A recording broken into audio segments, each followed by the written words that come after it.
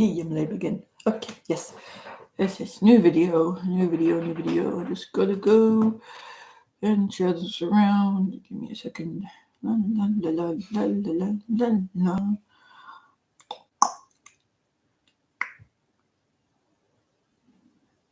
Yes. Share to somewhere. Telegram. Because Telegram is. Let me go. 1, 2, 3, 4. Yes, I'm singing the fish song. Oh my god. Just doing things. Hello.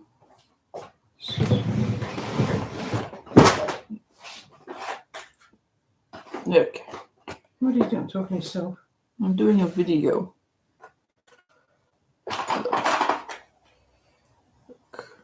Yep. Okay. Share.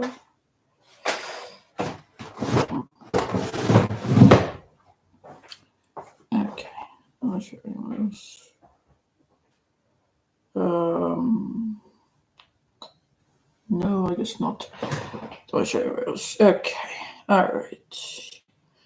So yes. Oops. That was my bottle. I just knocked my bottle out of the way. Yep. Okay. So this one, yes. Empaths and narcissists. Yes, I put narcs because I couldn't remember how to spell narcissists, and every time I went to type it, it looked wrong. So, yes, so it's the shorthand version. But yes, anyway. So, okay.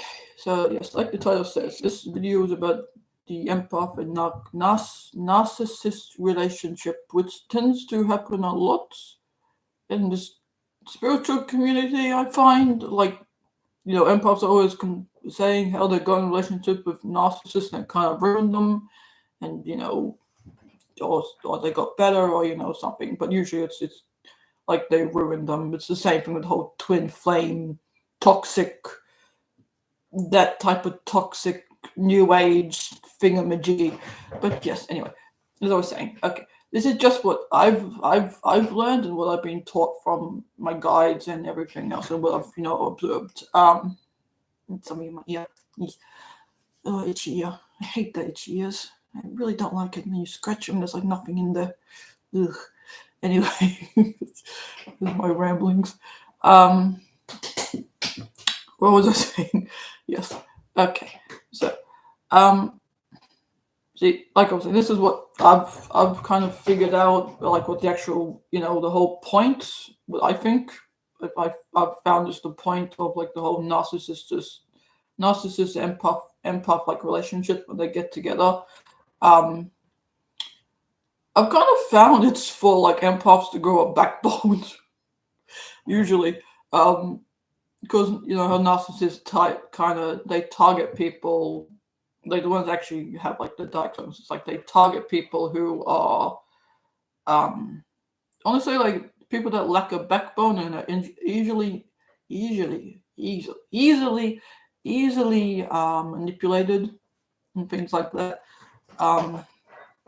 That's what I've found. Like it's told to teach empaths how to have a backbone and not take on so much of what the narcissist is like putting out there. I mean, you can probably take some of it, but not everything that they're putting out there, because they just otherwise they'll just kind of crush you into a ball, and then you're like a shell of yourself if you allow it. Yes. And also for the narcs, when they get into those types of relationships, usually found like it's kind of like a way for them to get some calm and maybe some empathy, um, for themselves as well, because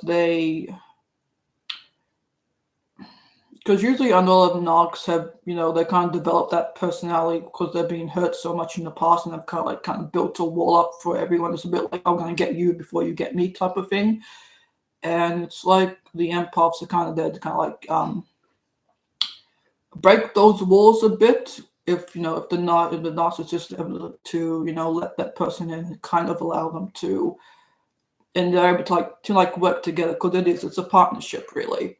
It's just two different sides of a coin, if you would, because we all have a lot. We can all have narcissistic or empathic capabilities. Yeah, it's really up to us which side we tend to lean more into, because you can either close up, or you can open up completely. But there is like a middle ground where you can where you're not always an open book, but you're not always closed up and tight and wound, and you're always under attack every time because someone goes and does something that you see as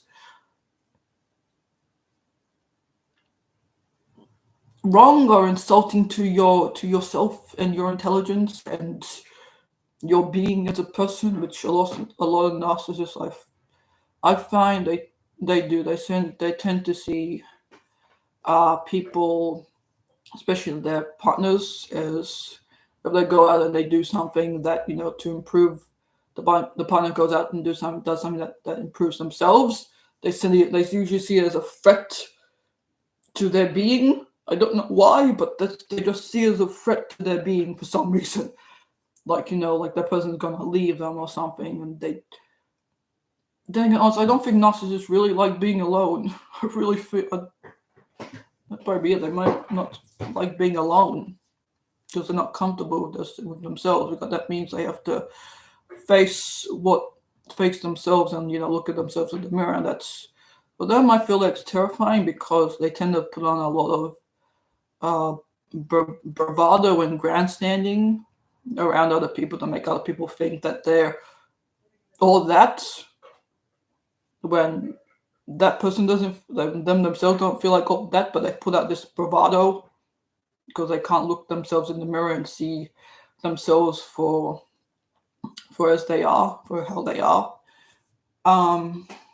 So yeah, then you got the empaths, which are all, a lot of them are all nice and loving, and they'll let any type of emotion into them, especially if they're not, if they're like, if they don't have any like boundaries up. I usually find they haven't learn how to protect themselves from from outside influences, if you will, and other energies and things like that. And they're kind of like the perfect playing ground, I guess you could call it, for a narcissist. Because like as I was saying before, narcissists tend to they're kind of drawn to people who lack boundaries, if you will. Like they're easily, someone that can easily manipulate. They tend to drawn to them because like, what can I get out of this person type of mentality. What was it? The narcissists do give empaths opportunities as well, to like, it's like the universe said, all right, we'll put you in this situation. What are you going to do about it? Are you going to fold like a wet cloth, or are you going to like learn to stand up for yourself and put down some rules? Either you can leave or you can work with this person, but it doesn't mean you have to take their shit. Because all narcissists will throw out a bunch of shit at you, expect you to have some type of mental breakdown. A lot of people have mental breakdowns when they're with narcissists because they just can't deal with the emotional abuse and all this other stuff. But yeah, it really is up to you how you handle that situation. But yes, that's anything else I want to say on that topic? Getting no comments like before, but hey, this is just about, and also I'm kind of facing my fears talking in public. Did you call us talking in public? I don't know. But anyway, but yes.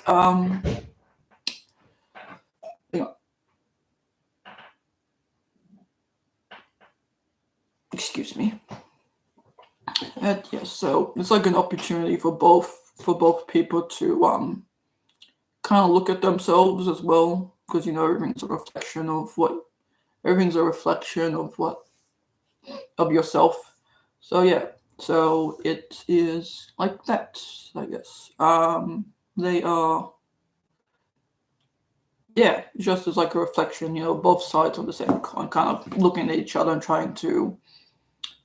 It's like the universe trying to get those two people to kind of look at each other and see the benefits they can have from that relationship if they choose to have that relationship. But yes, like this is how it feels like romantic relationships, like mother-daughter, mother-son, father-son, father-daughter.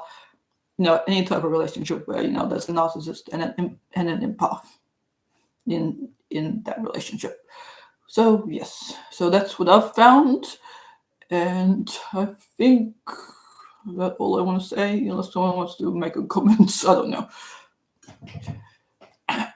It was something going on to YouTube because Carrie had this. First. Yeah, a minute. Anything. Nope. Okay. All right. Bye bye.